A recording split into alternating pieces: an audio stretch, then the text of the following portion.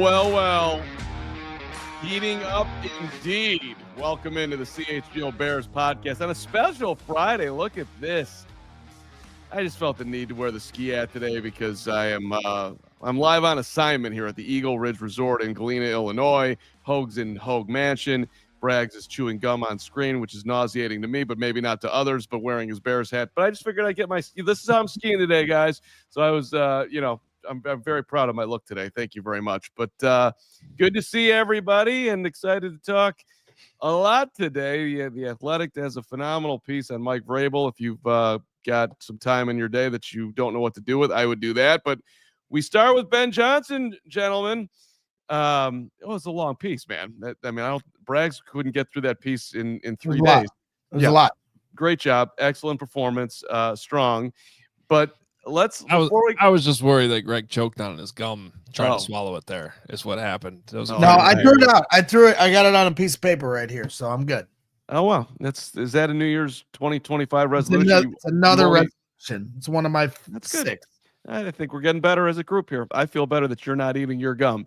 All right, gentlemen, I cede the floor here on your thoughts on Ben Johnson being very excited, seemingly, about the Jacksonville Jaguars, the Bears' last win, and Trevor Lawrence, and perhaps wants to go there over Chicago, or at least is very interested in what the Jaguars have to say.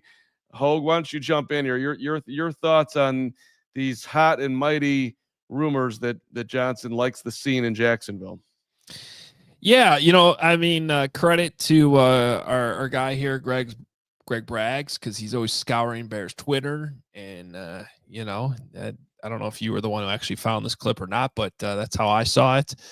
From at Jiggy Jacks, what an account.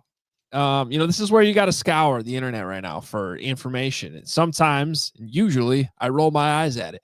This is a specific situation, though, that I find actually very fascinating and definitely something we need to talk about. So, to give you some context, we have the clip for you. We're going to play it. This is 1010 down in Jacksonville, radio station down there. Our friend Taylor Dahl, who has contributed to CHGO a little bit.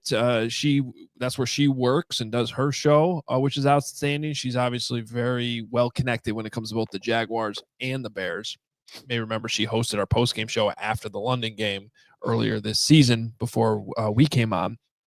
So the conversation basically here involves Greg Huntington, who may vaguely sound familiar to you Bears fans because he once played for the Bears back in the late 90s. He was also one of the 10 original Jacksonville Jaguars. I didn't know that they counted only their original 10 when there's, 11 people usually on the football field and 53 on a roster, but apparently that's a thing. The original 10 Jacksonville Jaguars, Greg Huntington is one of them. Mark Brunell, also one of those people. I don't know if he is, right? Mark Brunell, original 10, whatever. He played for the Jaguars, obviously. He's known for being the Jaguars quarterback. They played together in Jacksonville. That's the point. They're very close. Mark Brunell is the quarterback's coach currently in Detroit with Ben Johnson. That's the connection all here. So what you're about to hear is Greg Huntington talking about a conversation he had with Mark Brunell. Here's the clip. That's the guy you got to hire, though, Greg. No, I'm with you 100%.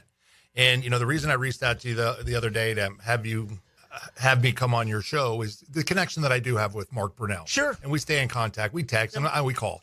And after Detroit destroyed the Jaguars, I texted Mark. I said, move heaven and earth to convince Ben Johnson to take this job if it becomes available. Yeah. And then we talked. We actually talked on the phone together. And he said, look, Ben Johnson wants that job. Mm-hmm.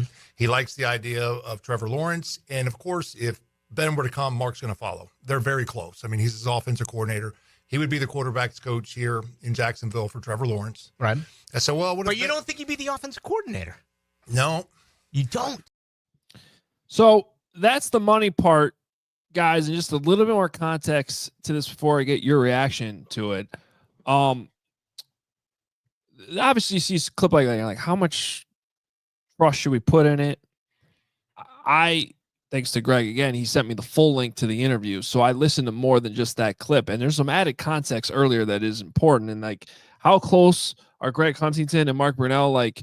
Mark Brunell apparently still lives in the Jacksonville area, when he's not up in Detroit coaching with the Jaguars, coaching with the Lions, his wife, I guess, still coaches like something high school nearby in Jacksonville. And so like these two regularly eat breakfast and lunch together. They seem like they're very close. And so I don't know if Greg Huntington was supposed to share all that information. Not our problem. It seems credible. Like that Mark Brunell, what he's learning from Ben Johnson, this connection to the Jaguars, I think you got to take it seriously, Greg. Yeah, no question. And I do want to shout out our guy, Max Dugan, who was the one that sent me the original 6-minute clip with the link to the full show late last night around midnight. And so, I mean, this is kind of where we're at, right? As Bears fans and media, we're going to follow the breadcrumbs and hear the different insiders' takes, Albert Breer and Tom Pelissero and Peter Schrager and everybody else that's getting their info. But when somebody comes out like Greg Huntington, who has a personal relationship with with Mark Brunell, I should say, and there's that direct connection to Ben Johnson, it is something you at least have to acknowledge. You can try to pass it off, but that at the end of the day is just burying your head in the sand. And so it isn't going to, obviously people from Jacksonville want Ben Johnson to be in Jacksonville. People in Chicago want Ben Johnson to be in Chicago. So you're going to hear different narratives going about, but that's a direct conversation. And unless you're saying Greg Huntington is lying about the conversations he has with his friend, that is a conversation that did happen. Now, when he references the game that after he had this conversation, that sounds like that was like a month and a half ago. So things have changed since then. The Bears have fired Matt Eberflus. And so this is going to come down to a few things. Obviously, how Ben Johnson views his ability to be successful within a division and within a conference, whether it's the NFC or AFC, the NFC North, and then quarterback, how you believe in, what your quarterback situation is with Trevor Lawrence versus Caleb Williams. And then ultimately, I also just think if the margins are so slim between the two teams, it's going to come down to money. And that's another big concern I have when you consider Shad Khan and the endless pockets he has. We saw his yacht when we were in London. George McCaskey ain't rolling up in a yacht like that. I can promise you that.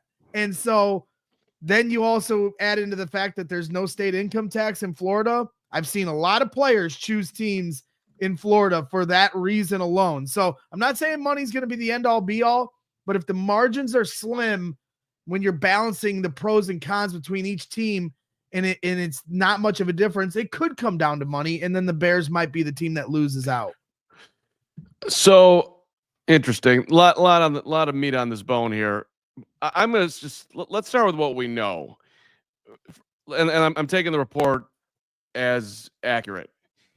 So if the report indeed is accurate, Trevor Lawrence has a 5-year, $275 million contract. He has signed up with the Jacksonville Jaguars. All right. He's also hasn't played because he has a AC joint injury on his non-throwing shoulder, so he's out for the year. So where I start with this is is he really saying that he prefers Trevor Lawrence and that signed deal coming off an injury on a non-throwing shoulder over Caleb? Because if he really is saying that, then I am concerned and don't like it, and that's disturbing, right? Yeah. Go ahead. I think you're no, because that's a layered conversation that isn't necessarily a shot at Caleb Williams.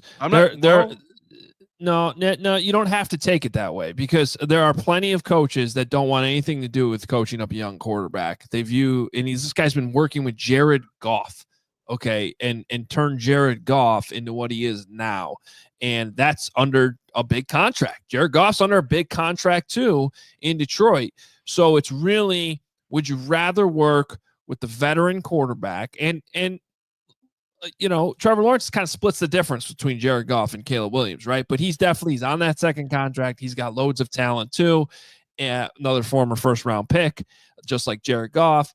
And I could see why Ben Johnson would be very intrigued, especially if he can bring Mark Brunell with him, his quarterback's coach. and set up the same thing with Trevor Lawrence with a boatload of money and resources in Jacksonville, new stadium down the line that's farther along than the Bears stadium is. All these things, it makes total sense to me that it's not necessary. That's all that and not necessarily a shot at Caleb. Let's also not ignore that. I think the most likely way to look at this is he's interested in both jobs. Yep. And I said this morning on when we recorded Hoge and John, so apologies if you're hearing it twice. But the way I read this is Ben Johnson is interested in Jacksonville. He's interested in Chicago. He seems to be more comfortable at this point with Jacksonville, and he seems to be putting out messaging, which Braggs has also been on top of with this guy, Albert Breer. Yo, make me more comfortable, Chicago. Show me the way that you are going to admit your past mistakes, line this thing up the way it needs to be leaded, and I'm still willing to come there too. So this thing that we're playing here does not mean to me like, oh, he's definitely going to Jacksonville. But I think these are the two most likely destinations that he's actually willing to go to, which is important because the guy who's turned down jobs in the past. Right now, he seems to be willing to go to Jacksonville. I think he needs a little bit more convincing for Chicago. And let's not ignore the GM situations in both of these towns. Trent Baalke, Ryan Poles in similar spots where they could be back, they could not be back, and it may depend on how much Ben Johnson wants to be there and what he's asking for. Right. And let me be clear. I'm not saying that this is a strict Caleb versus Trevor conversation. He's picking Trevor. I'm just saying that if the biggest factor, if I'm Ben Johnson, would be the quarterback. Who am I working with? And listen, a lot of people think that Trevor Lawrence is a hell of a player who's been in a bad situation, who was a former number 1 overall pick, who with the right guy leading him can be the dude that everybody thought he would be. It's not like he's saying that he's looking at, I'd rather work with, I don't know, I'll throw out a name, Mitch Trubisky or, somebody of that ilk, and think that that's, and I'm still leaning that way. Trevor Lawrence is a hell of a player. I still think Trevor is his best days in the NFL are in front of him. But I think it's just interesting from that standpoint. And Braggs, your money part of it, maybe. I mean, maybe that's a big part of it too. Are the Bears going to come correct dollar-wise? Because we heard $15 million last year, and who knows if that was accurate or not. Doug Peterson made $8.5 million working in Jacksonville. That's not nothing. Are the Bears willing to get into some level of bidding war to get the guy? And by the way, are the Bears aligned on wanting to get the guy? I mean, these are all questions that we don't have answers to, but that you got to wonder. Does Ryan Poles want him? Does Kevin Warren want him? And are they going to, and is George going to be like, that's cool, open up the checkbook, do what it takes to get him, if indeed they do want him? It's time for the Bears to put their big boy pants on. This is going to be high stakes poker. The rest of the league isn't going to lay down to the Bears being the best option. They're going to do everything they can to make themselves look like the best option. And they've got to fight for what they want. And if Kevin Warren is, and the things they put out saying they're going to spare no expense, they're going to get the best coach that they deem is right for the job, they're going to have to fight for it. They're not just going to get it handed to them. And so, I think there's a lot of different variables that have to be considered, but they have to. This is going to be a fascinating process because there's going to be a lot of the Bears interviewing their candidates and then the candidates interviewing the Bears. And they have to prove that they're worthy of somebody coming here and trying to reclamate the mess that's been made here this season. Hey, Hoge, as we wrap up this segment, what, if you're the Bears and you're paying attention, just like Gregory P. Allen, and the P stands for prostatitis, is paying attention to, would you? I'm just gonna keep on working that one. It hasn't landed the way I really want it yet. But anyway, what would you do if you're? What would you do if you're? What would you do if you're the Bears with this information, if anything? Where if you believe what you're saying, that he's throwing out smoke signals. Hey, Chicago, I'm interested, but let me, you got to make me really interested. Well, let me answer that on the other side of the break, because I think this has to do with Mike Vrabel too. And there's a very interesting long quote in the Athletic piece today that we got to talk about that I think also applies to the Bears, even if he wasn't even talking about the Bears when he said it. But first, take a time out here to tell you about Sunnyside, because our friends at Sunnyside Cannabis Dispensary are here to elevate your winter. Sunnyside is your home for judgment-free cannabis shopping. They have a crazy selection with over 100 different strains to choose from, with easy online ordering and in-store pickup. Stop at the store nearest you throughout Illinois for expert guidance from their staff, or select from quality lines like Cresco or Florical. And available now, you can get the Good News Island Vibes available in disposable vapes, 510 carts, and live resin gummies. Visit sunnyside.shop for bright buys every day, including 50% off your first 3 online purchases. Enter promo code HICHGO at checkout to qualify. Exclusions apply. Sunnyside Cannabis Dispensary, bright buys every day, only for 21 plus or Illinois medical card holders. And a shout out to our friends. They're back. Shady Rays, baby. Get ready for the season ahead with the quality shades built to last. Our friends at Shady Rays have you covered with the premium polarized shades. You look amazing going down that, snow hill with your Shady Rays on. The independent sunglasses company offering a world-class product rated 5 stars by over 300,000 people. Durable frames, crystal clear optics, the perfect choice for all your outdoor adventures. I love my Shady Rays. I wore them all day today on my drive, and I can't wait to wear them later today as I dominate these fine slopes. I haven't skied in 10 years. All right, but exclusively for you, our listeners, Shady Rays, giving out the best deal of the season. Go to shadyrays.com. Use the code CHGO.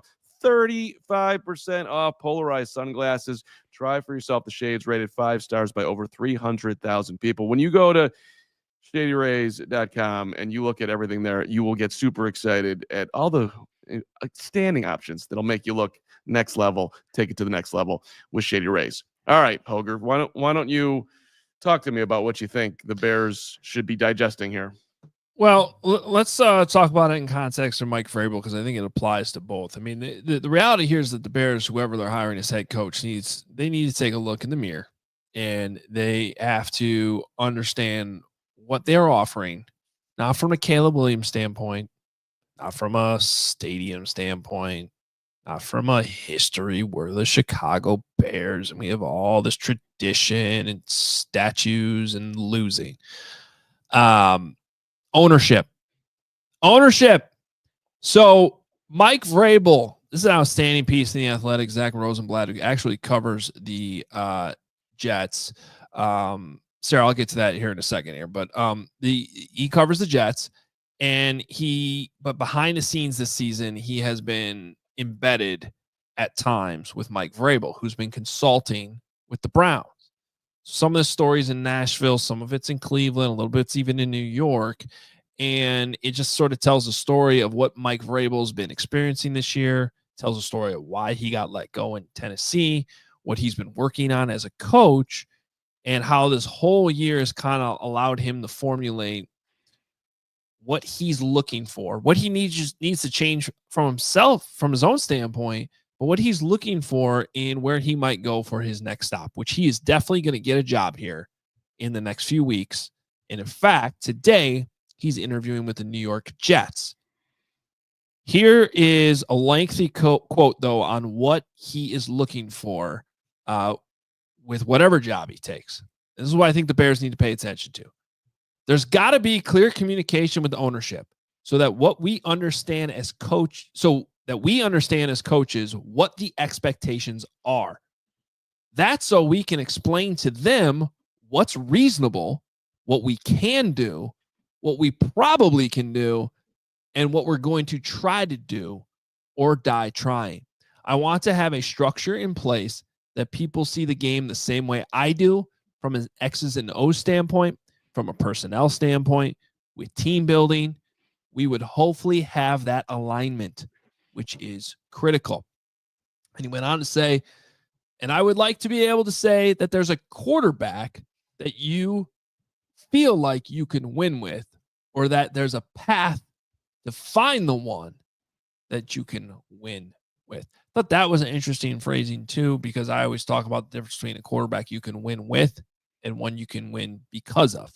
He had one that he could win with Ryan Tannehill in Tennessee. So he might not necessarily be looking for superstar Caleb Williams, possibly next Patrick Mahomes type idea. But if he identifies Caleb Williams as, somebody he can at least win with, then that would certainly apply. But Greg, the point of all this is, whether it's Ben Johnson or Mike Vrabel, I'm hearing a lot of the same thing. Like, get your shit together, right? Like, can we get aligned? And maybe, so this is up to you, George, because if you want to put your foot in the ground and be like, we're keeping Ryan Poles no matter. Now, maybe Mike Vrabel walks in the door and they hit it off, and Ryan Poles and him are boys. They see the game exactly the same. Bam, go. That would be great. But what if that's not the case? And what if that's not the case with Ben Johnson? You're just going to kick the two, in my opinion, clearly most obvious, most qualified candidates in this coaching cycle aside, just because you like Ryan Poles. That would be repeating your mistakes as an organization.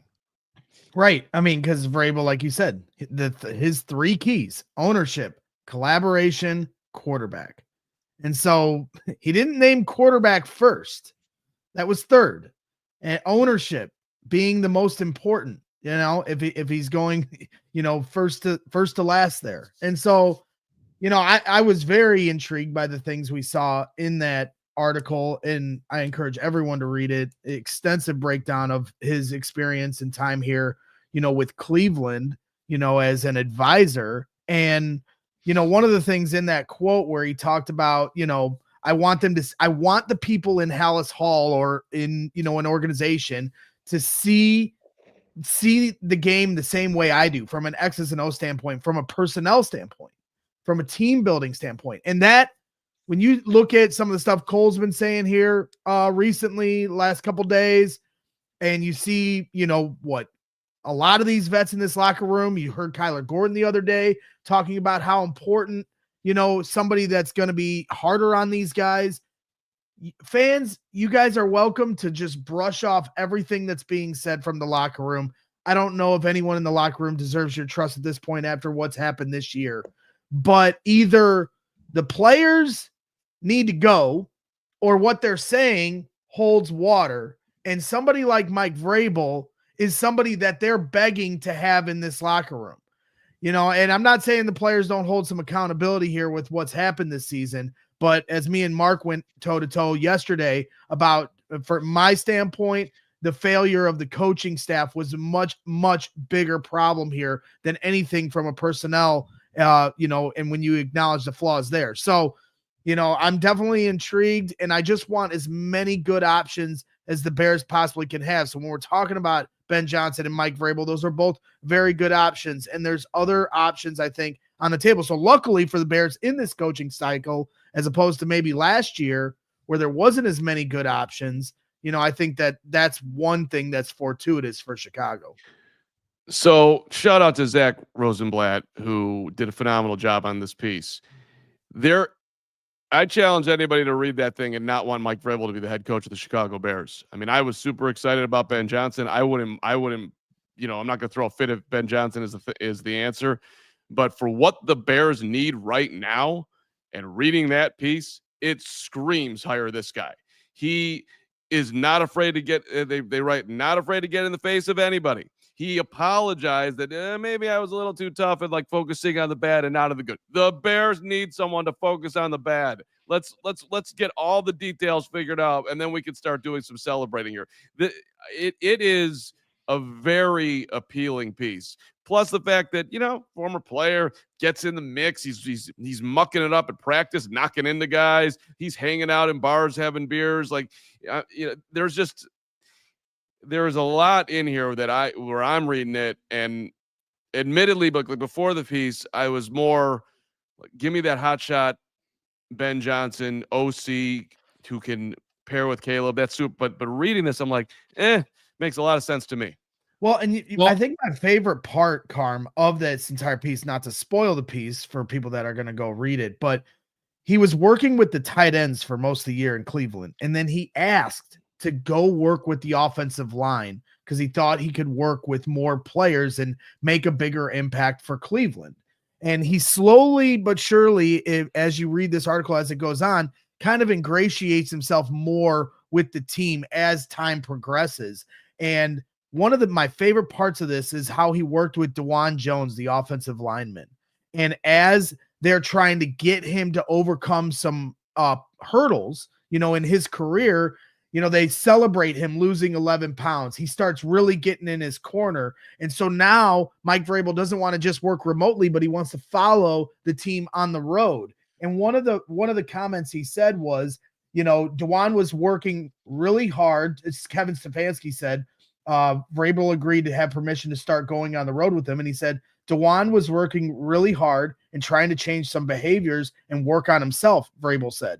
I felt like I had a commitment to him and wanted to be involved. So that was his emphasis on seeing through what he had been working on a personal connection with DeJuan Jones. That's elite level coaching right there. And so, some people want to brush off the idea of when you talk about leader of men, that's exactly what you're looking at right there. That's a perfect example of it. So I just think Bears fans need to open their eyes to the opportunity they could have to have a guy like Mike Vrabel here.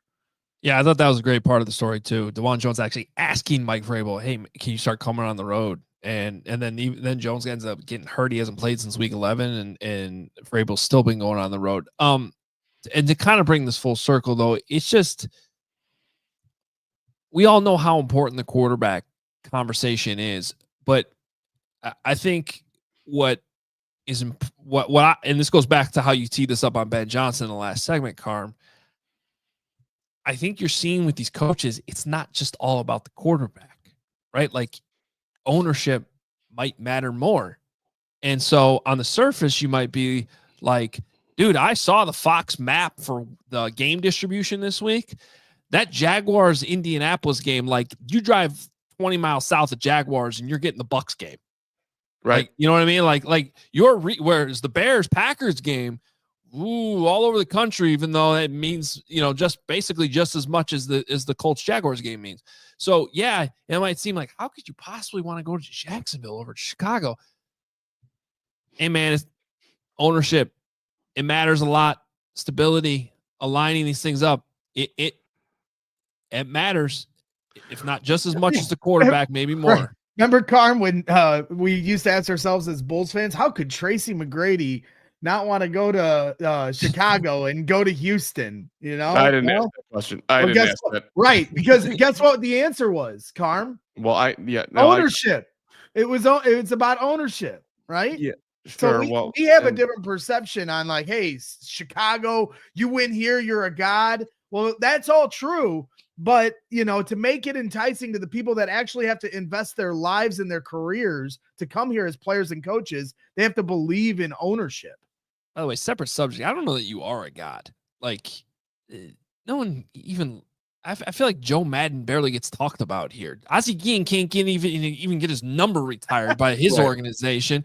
And Joel Quenneville, now that's a different situation, obviously, but he's just like gone forever. No, I don't know if they're ever going to honor him again. Like, I don't know that you are a god here. It's a fair point to Gary Krause. Carm hates him. Well, I mean, me and the rest of Bulls fans who have relatively incredible thoughts. But you're right though. Joe Madden, as far as this town is concerned, should have had been as big or bigger than Ditka. But somehow that just flamed out. He won the World Series. 5 years later, restaurant's gone. He's gone. Nobody talks about Joe Madden anymore. So I don't know how much all that matters as far as being a made man in Chicago, but it is the Bears, and you are on a completely different level than if you're coaching the Jacksonville Jaguars. But it's also you're on a completely different level than you're coaching the Jacksonville Jaguars. Some guys might just be a little bit more comfortable with that. And then that, rewinding it back to Ben Johnson, I know we're taking our next time. I know we're going to take a peek at Kliff Kingsbury coming up here, but we got to be able to beat out Jacksonville. That's not the model franchise. We can't beat out Shad Khan just because he's got big dough. Jacksonville's been a disaster. I mean, what is this? I mean, how low are they in the hierarchy? When we were on the River Thames in London, did you want to be on that yacht that Shad Khan had, or did you want to be on our boat? Look, Matt Eberflus has got Brandon a. Spano. That's true. Us. Well, true. I mean, I did want to be on Khan's boat and not the minnow that Spano hooked us up with. But shout out Brandon Spano. Love you, Brandon. Miss you. Wish that you were here right now to talk Bears and anything else. But look,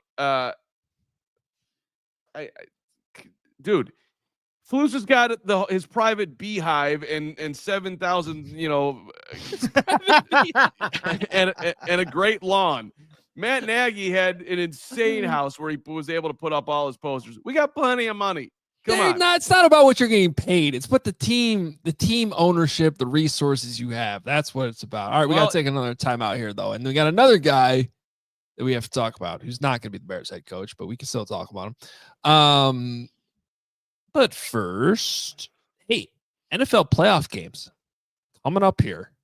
And if you're thinking about going, the resource you want to use is Game Time. Game Time has a new feature called Game Time Picks that makes getting tickets for events even easier. Game Time Picks filters out all the fluff to show you only incredible deals on great seats, so you don't have to waste time searching through thousands of tickets to find the best value. They got the super deal, and I've bought tickets through Game Time a bunch, and it's just the app is so intuitive. You're able to see exactly the best deals that are available in the arena, in the stadium at any given time. And it's not just for sports. That's the coolest part. Concerts, comedy shows. If it exists, if it's an event that there's tickets, you're going to find it on Game Time. And they show you the seat views before you buy, on-time ticket delivery, lowest price guarantee, event cancellation protection, even job loss protection is included when you buy tickets on Game Time. Maybe you're thinking about going to the Hawks game tonight. And if you are, you probably want to check out Game Time. You're going to get the best deals right there. So take the guesswork out of buying tickets with Game Time. Download the Game Time app, create an account, and use code CHGO for $20 off your first purchase. Terms apply. Again, create an account and redeem code CHGO for $20 off. Download Game Time today. Last minute tickets, lowest price guaranteed. Shout out to our friends at Circus Sportsbook. Shout out to Derek Stevens and the crew. Whether it's pro or college, the app to bet football on is Circus Sports Illinois. They give you the personal touch, and Circus Sports is sports betting the way it should be. High betting limits, low holds, exceptional customer service. Circa is just first class in every which way. Bet on all your favorite teams in every game this season. Spreads, props, futures, in-game. Circus Sports has it for you. Fun and bet like a pro from anywhere, anytime in Illinois. Download your new bookie today at circusports.com. You got to be 21 or older. Gambling problem, call 1-800-GAMBLER. All right. Kliff Kingsbury, who the Bears did not hire as their offensive coordinator. I'm not even going to say the name of who they hired or our interview with Jackson Smith and Jigba. But the reason why we're talking about it is because, he has a connection, a very strong one, to the quarterback of the Chicago Bears. And yes. Can I interrupt that right there? Sure. How do we know it's strong? The guy was there for 1 year and wasn't even allowed to coach hands-on as part of his consulting role. I'm not sure there's been anything more overrated than the relationship between Kliff Kingsbury and Caleb Williams. Would you like me to read, quotes, what Caleb has said about? They have a relationship and they're close enough that they text. Well, does that not matter at all? I know it matters, but it doesn't. How did you just explain it? They are very, very close. Like, did I overstate it? That's my point. Okay, let me. I like this. I like you jumping on me overstating things with Kliff. But bottom line, of all the candidates out there, this dude coached him. All right, and he's done.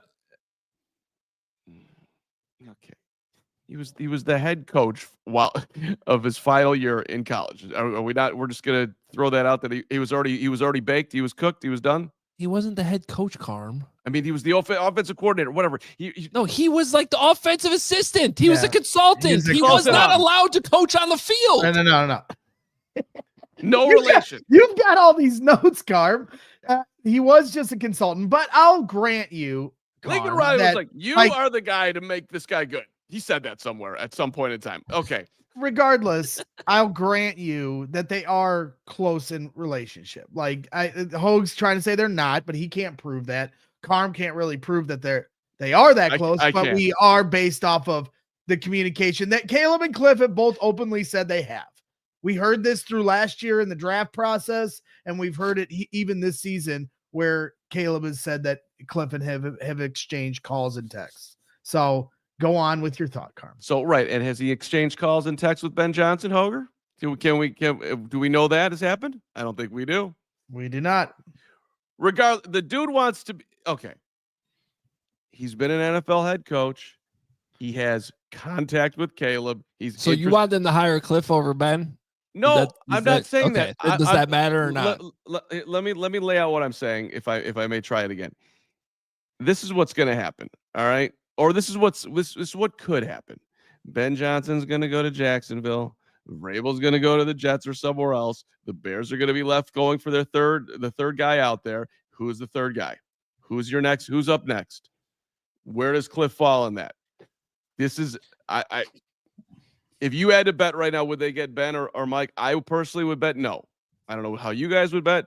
I hope if they want them that they do everything they can and they get it done. But if they don't, who's number 3 on the list? And Kliff, to me, is in that conversation. Well, let's play Kliff, because Kliff was asked yesterday during their morning presser about the opportunity of being a head coach again.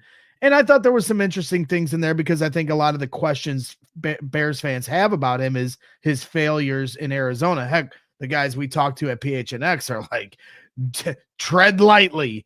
But I do think that Kliff acknowledged some of those things that, he has to overcome from a perception standpoint, as Mike Vrabel acknowledged, in the piece with The Athletic as well. So let's play the Kliff Kingsbury clip just to give, some more context to all of this.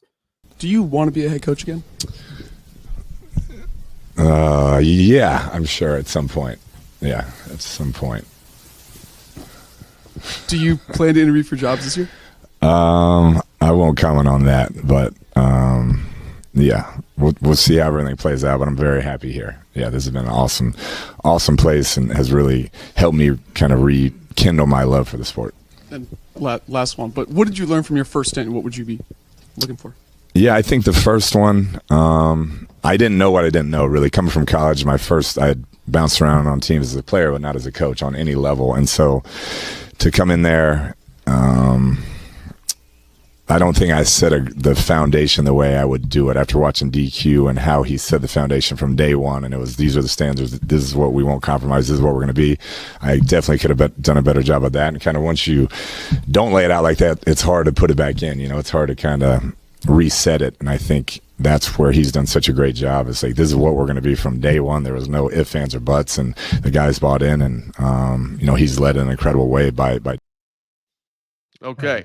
So, yeah, exactly. And it was really good stuff. And you talk about not being able to put like the toothpaste back in the bottle. I think we saw a little bit of that here with Matt Eberflus over this season and how they tried to like change their communication and how it all fell apart as, the standard. They never really set an actual standard of how they were going to handle things throughout the week or even handle a situation like you found yourself with Tyreek Stevenson in the Hail Mary game against Washington, ironically enough. So, I think, and the other aspect of this, Carmen, then I'll let you go, is it should be noted that Jeremy Fowler did report, who came on our show a couple weeks ago, that the Bears plan to interview Kliff Kingsbury. So there has been some questions about how that interview process went last year with Kliff as an OC.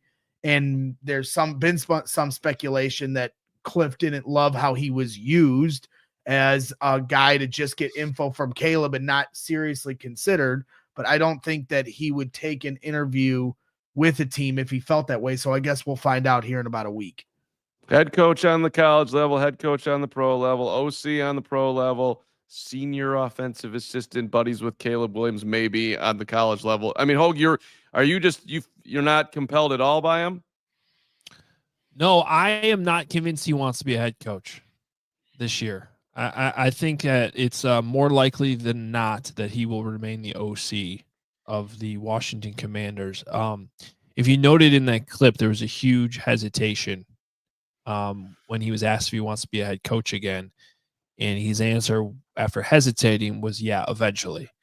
Diana Rossini is she's got a relationship with Kliff Kingsbury. She was on Hoge and John's earlier this week, and she referenced the conversation that she had with Kliff back in August, where he was like, I am really happy being an offensive coordinator again and just being able to concentrate on calling plays, scheming things up. It's an interesting job. Now, that's not to say that maybe things have changed since August. Maybe he's gotten that bug back. You heard him say in that clip. It's helped him rekindle his love for football. He lost something there, guys. Like, this is a dude that went traveling in Asia and all over the world after, getting fired. He basically just shut himself off from the world, took some time off, resurfaced at USC in a, kind of a similar way of, that we're talking about with Vrabel in Cleveland. And I'm just not convinced that he's at that point yet where he knows. I think he's learning what he needs to do. He referenced that with Dan Quinn the next time he gets his opportunity, but I feel like it's rushed right now. I don't blame the Bears for interviewing him. They should cast a wide net. Something happened last year that was weird. But I'm not convinced he's going to get a head coaching job this year, and I think that's probably the best for all parties involved. Well, to bring things full circle too, when you talk about how Kliff is enjoying being an offensive coordinator again, it was funny, listening to Greg Huntington talk about Mark Brunell. Yeah. And he said, Mark Brunell has no interest in being an offensive coordinator, that he would like to just stay as a quarterbacks coach, because he said, allegedly through this conversation that Greg shared, that Mark says, being an OC, you have to stay 5 plays ahead, and Mark had no interest in that. He just wants to stay focused on the role that he has, and that an OC job wasn't for him. So having that. What was interesting, Greg, sorry to interrupt you, he also said that Mark thinks he could be a head coach. Right. That just shows you. But that's a real thing. If we reverse engineer that, I think that's exactly why some OCs completely fail at being head coaches. The jobs are so different. They really are. And the OC, that's why you could sit up there in the booth and be as calm as Thomas Brown is, just going through his play sheet, thinking 5 plays ahead and all that. Yep. And then once you go down there in the fire and you're in charge of everything, it's a totally different thing. And I just don't think, and I didn't bring up Thomas Brown's name, I still think he can be a head coach. I think he's cut a little bit differently, but I think that's the point here. And I think what we're learning with Kliff Kingsbury is he's very comfortable being that guy with the play sheet in front of him, thinking 5 plays ahead and all that other stuff, which is why it's such a relevant question with Ben Johnson, quite frankly. Well, and two, if you're the Bears and you're in a we better get this right moment, are you going to gamble on a guy who's saying, yeah, I didn't do a great job of that before, but now that I've been around Dan Quinn, now I know what to do? That's not that easy to necessarily trust that if you don't have that muscle, if you didn't have it built then, do you have it built now? Because that's not an easy muscle to build, man. Well, you got to learn from your mistakes, and sure, I'm not saying you can't. Vrabel acknowledged some things that he did wrong in Tennessee that he learned from, and that's like he's coaching them too hard. This is he didn't do enough, and you gotta, but what's interesting about Dan Quinn is and Kliff learning this under Dan Quinn is Dan Quinn's also doing this for the second time. There's a big reason why he was my favorite of the finalists that the Bears had 3 years ago, because I thought that he actually, this is a guy, somebody went to the Super Bowl with the Falcons and was getting his second opportunity. I think there's a long list of coaches that took him 2 or 3 times before they finally figured it out. The most famous of which is Bill Belichick. Pete Carroll's in that conversation. There are tons of coaches that it took them a couple opportunities before. So I'm not saying Kliff Kingsbury can't figure it out. I just don't get the sense that he necessarily believes he's ready for that second opportunity yet. Well, and it's just a hiring cycle where you do, it's not necessarily as good as last year's per se, but it's pretty damn good. There's a lot of interesting candidates out here, right? I guess I'm just putting Jim Harbaugh up as far as the Bears in a perfect fit ahead of everybody this year. But other than that, I don't know. Do you have a number 3 in mind? Like let's just say those two are off the board. Do either of you have a jump to the front of the room guy, or is it more you're going to interview every name that we've talked about? Mine's probably Brian Flores at this point. But I don't know. I think that I think that one's riskier than Vrabel for a lot of different reasons. I do think that I do think he qualifies as one of those guys who gets a second opportunity, can learn a lot from some mistakes that were made the first time around, who you hear everything that's coming out of Minnesota right now, and it's all positive. It's not just the results. It's the way he's leading. It's the way he's running that defense, connecting with players, which is another thing Vrabel talked about, having to learn how to connect with players a little bit better. So that's who I would say, though. Well, that's why we have to start talking about, like, while Hoge doesn't think there's any shot that Kliff Kingsbury will be with the Bears, that's fair. And I see different people being dismissed. I see people in the chat talking about Pete Carroll here today, said he was interested. Bears fans might not be interested, but at the same time, like, we have to consider a scenario where Ben Johnson goes to Jacksonville. Mike Vrabel just interviews with the Jets. I suggested earlier in the week, get Mike Vrabel in here this week. So what are the reasons they didn't interview Mike Vrabel? They might be firing Ryan Poles on Monday. Okay, maybe. Or is it because it's out of respect to the coaching staff that's currently there that you're just going to wait a week? All I know is the Jets just got a jump start on you. That's not a good thing. Like, you should be trying to get ahead of this curve. Depending on whether Detroit has a bye next week, then you could focus all your assets into an interview with Ben Johnson next week. So when you're talking about these, who's the third option, Carm, you asked that, and all these different names that aren't at the top of our list. Well, we have to have as many options at our disposal in the event that we don't get the guys we want. You know, so another thing that really was interesting in the Mike Vrabel interview was how the Cleveland Browns are so into analytics. And it sounds like that's something Mike Vrabel is learning from them. And one thing I put in our conversation group text last night that I found interesting watching the Notre Dame game against Georgia was Marcus Freeman, who did a fantastic job against Georgia. And who's standing right to the right of him? An analytics guy who he kept looking over at for different things in different situations. And look at how Marcus Freeman's one of the most aggressive coaches in college football on fourth down. Sound familiar? Dan Campbell, anyone? And so I know there's a lot of fans in here that have no interest in Marcus Freeman. I'm certainly one of them as well, and I'm a Notre Dame football fan. But the reality is the Bears did check on Marcus Freeman.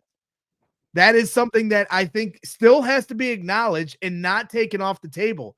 Now, all of a sudden, Marcus Freeman's in the Final Four. What's to say if Marcus Freeman leads Notre Dame to a national championship? And he looked pretty damn good last night. The Bears have already shown interest. That's a fact. Whether people in here want to believe that or not, that is a fact. And so what if he wins a national championship? Does Marcus Freeman all of a sudden, when the other options go to other teams, become someone that becomes a top option for the Bears?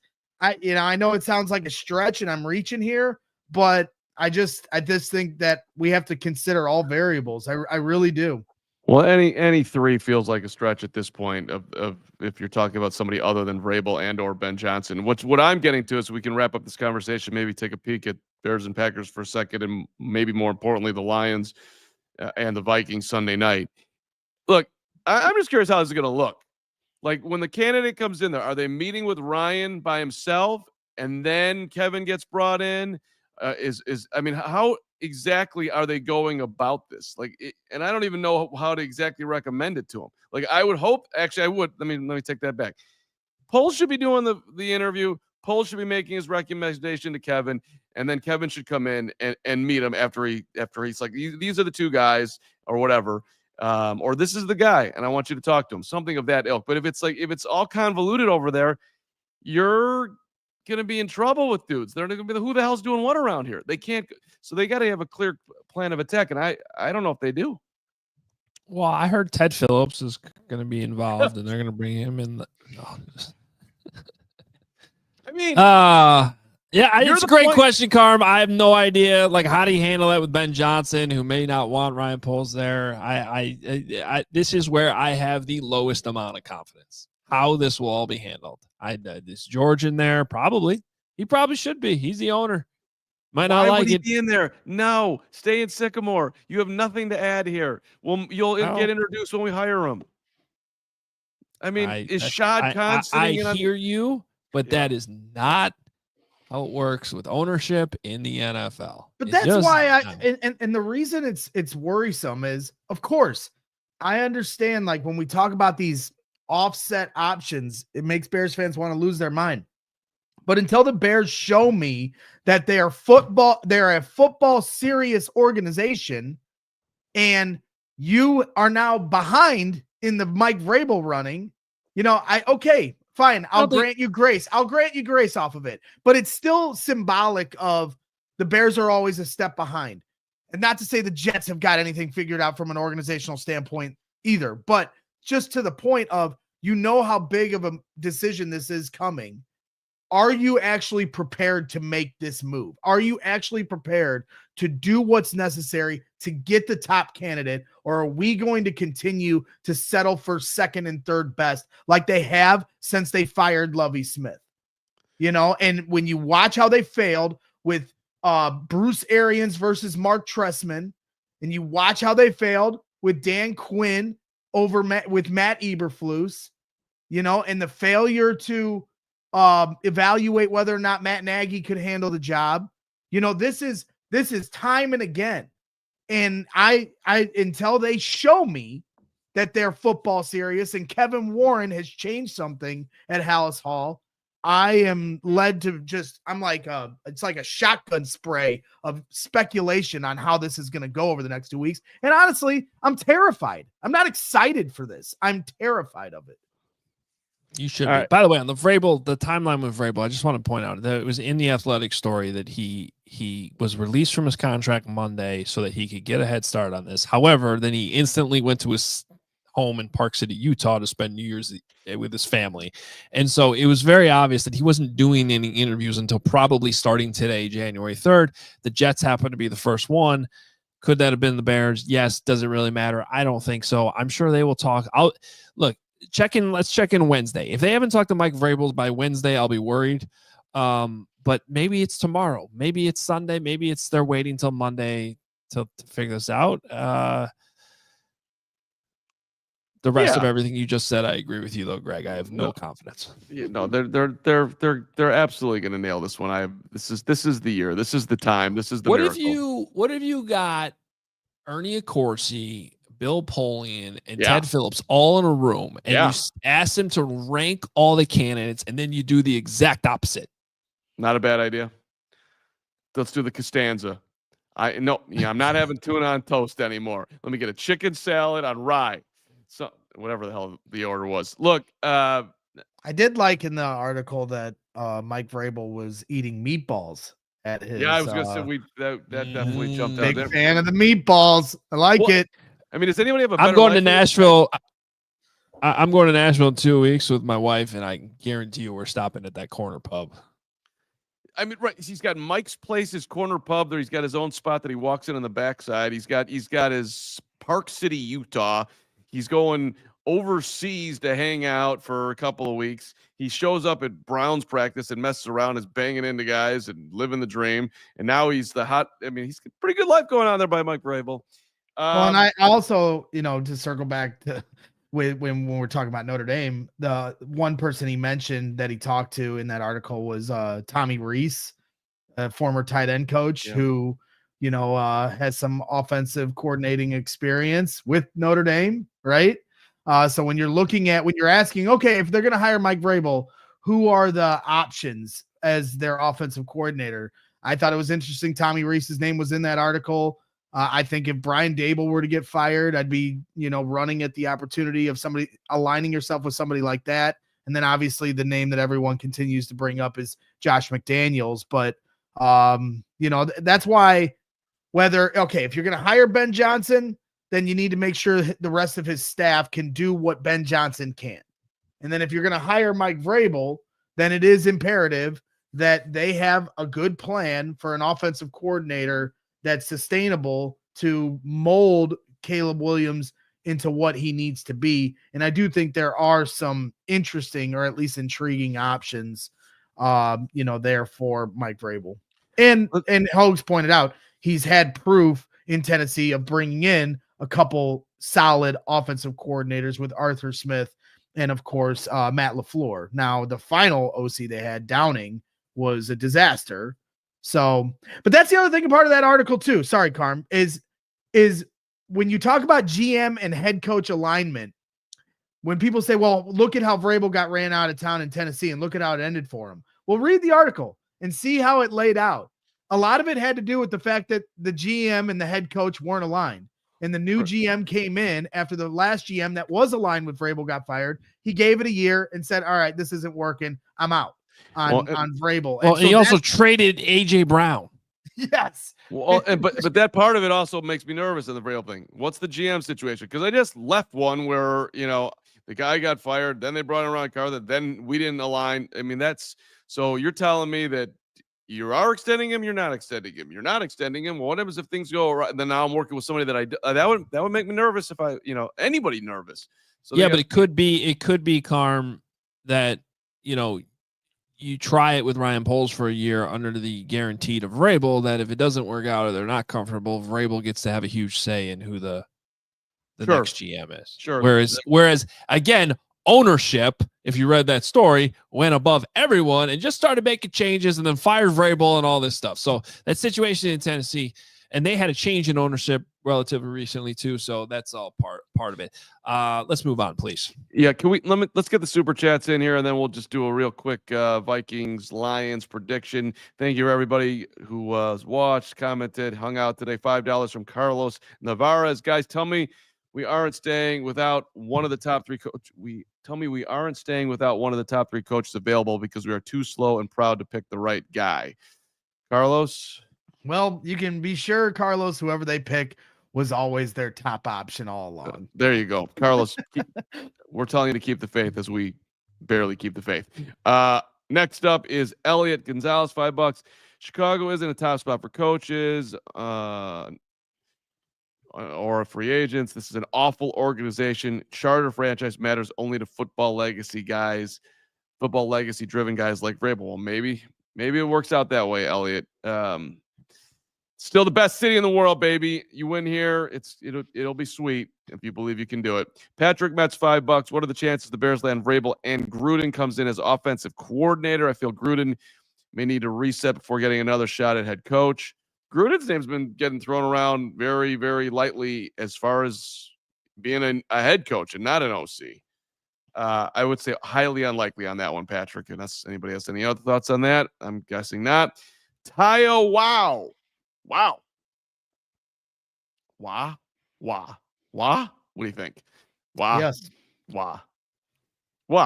Like Briggs said yesterday, the players need a coach that cracked the whip and create a winning culture mentality. Tayo Wah, definitely named Wah, is related to David Haw. It's got to be. So it's got to be a distant cousin in there. Crack the whip, indeed, Tayo. So that sounded like Patrick Waugh. Sure. Fatawa? I don't know. Chicago Optimist, $5. In my opinion, hiring a head coach and keeping Poles is the same thing as drafting Caleb and keeping Flus. We cannot keep doing this. Poles needs to go.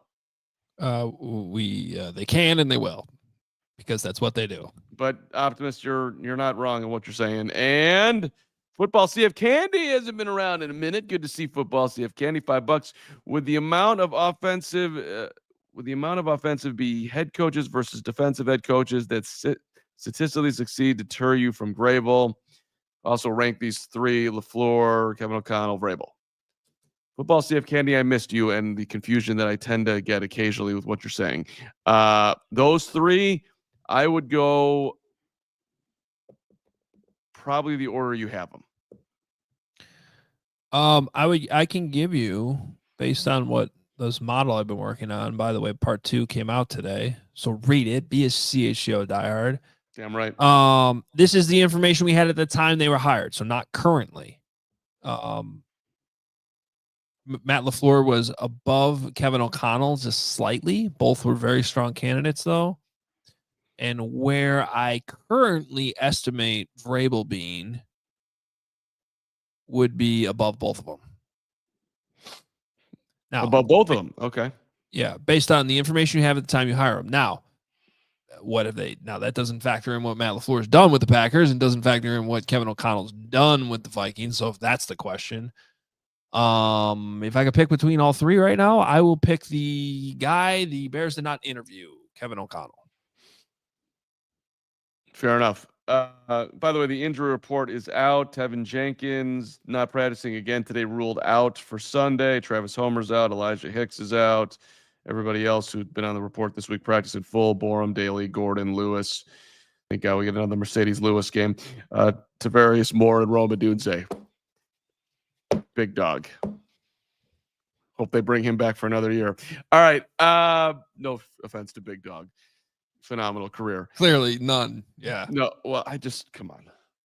It's like our roster's so good we can have the tight end that can practice once a year and just hangs out.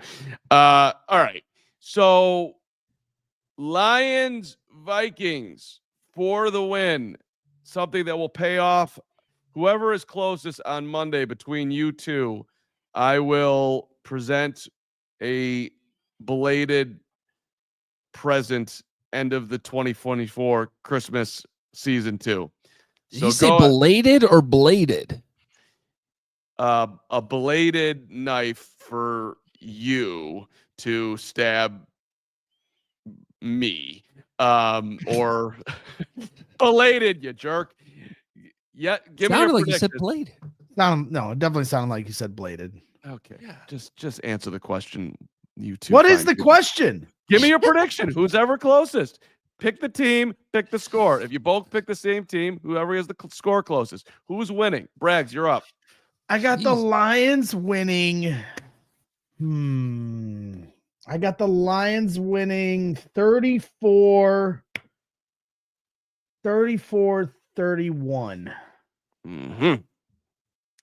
Ogre? I have the Vikings winning 38-35. I just made up that score completely. I can't wait for this game, and I don't feel that much conviction on it, to be honest with you. I think it's a great matchup. I think the reason I'm going the Vikings is I trust their defense a little bit more right now than I trust the Lions defense, but I also trust the Lions' ability to close out games, and the Vikings struggle a little bit with that, letting some teams back in, including the Packers the last week. And I think the Vikings would come barging right through that door if the Vikings did it again. I'm also worried about the kicking situation. Honestly, for both teams, but especially the Vikings. So if the Lions end up winning, I think it's partially because the kicking situation and but at the same time, the Vikings have done this. I don't know what else we need to see from Sam Darnold and the Vikings. They're legit.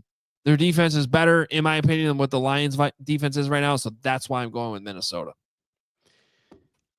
All right. I'm just to add an amendment to the game.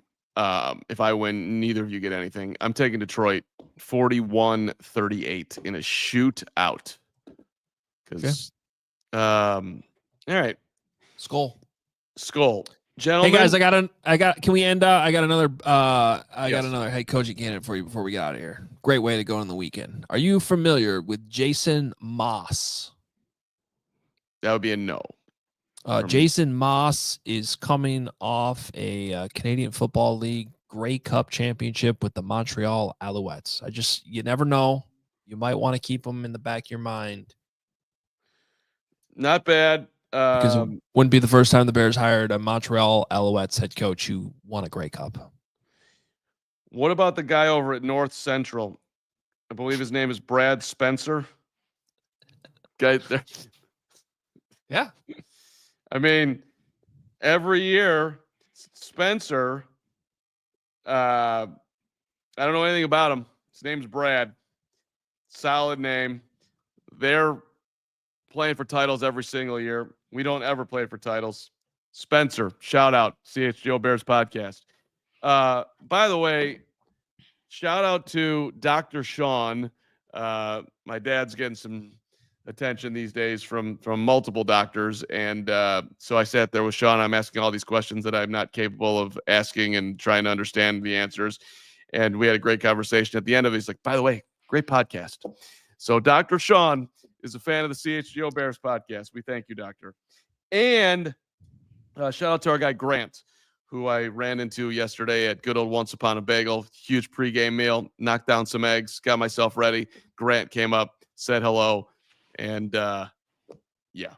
Grant is, I believe, going to work in the NFL with the Philadelphia Eagles. So Grant, go kick some ass in Philadelphia and get back here and run the Bears someday. And on that note, with no responses, I think it is time to close up the show. Anybody you guys want to say hi to? No. Would you rather coach in the NFC North or AFC South? That's my food for thought for the weekend. Goodbye, everybody. Have a great weekend. That's a terrible thought to end the show on, but people want to act like this is you're coming to the New York Yankees. Yeah, no, I get Chicago it. Bears. Does Ben Johnson want to coach against his former team? I don't know if he does. Pre-game, 11 a.m. CHGO Bears pregame show Sunday. I will be in Green Bay, so I will be joining you guys from Lambeau Field. Corey Wooten will be in the house with you guys. It's going to be a fun weekend. One last game, one last go around. Thank God. Don't go anywhere else. Don't go anywhere else. CHGO, we got you covered all day, Sunday, pre and post game. There's no better creative Hoge than he just gets the Lambeau trip to top off the year. It's a great job by him. You got to respect it. We'll see you Sunday. Now we can say goodbye. I'm jealous of. We